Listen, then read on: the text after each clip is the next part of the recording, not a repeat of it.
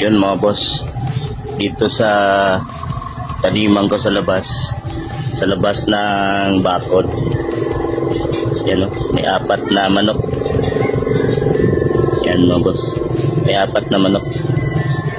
Nagmi-meeting yata. Wow!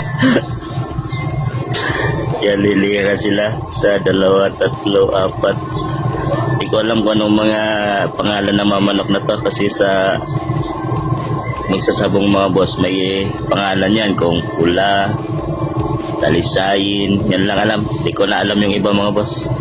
Texas, o ano pang mga pangalan dyan mga boss. Comment nyo nga kung anong pangalan ng kulay na to. Yun, umalis na isa. Tapos na siguro yung session. Yan, umalis na isa. Yan yung 3 nakahilera pa. Pinagmitingan. Ay, pinagmitingan sila.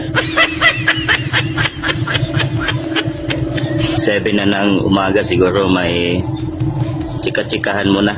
Maritesan muna mga boss, marites. Yan, unti-unti nang nagiwalay.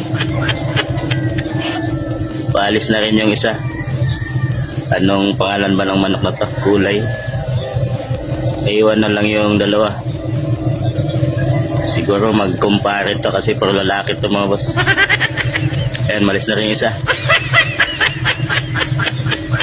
Tapos na session, tapos na meeting. Tapos na, ganyan mga boss no, pag umaga nagkakape, sabay kwento-kwento, maritesan ba? Marites. Session din ano din pala mga manok. Sana yung 2. Wala na yung 2.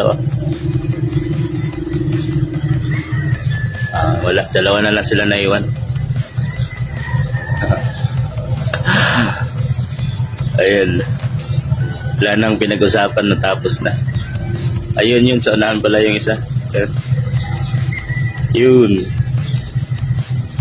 3. Ayun yung isa, kita ko pa isa. Ang huli na ng pagkain. Sa mga manok mga boss, masipag. Naghahanap lang sila maghapon ng pagkain. Kakahig. Ba yung kasabihan mga boss? Isang kahig, isang tuka. Yung manok. Yan. Ayun na yung 2 oh. Yung 2. Nangangahig. Nag-iikot talaga sila.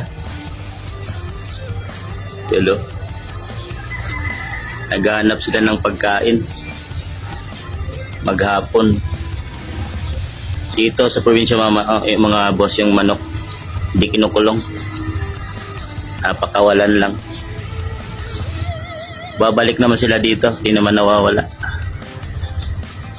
Si maluwag yan, doon sa mga palaya, nandun sila pupunta, doon sa unahan, sa likod. Doon sila naghahanap ng pagkain. So yun, tapos na session nila. Let's go.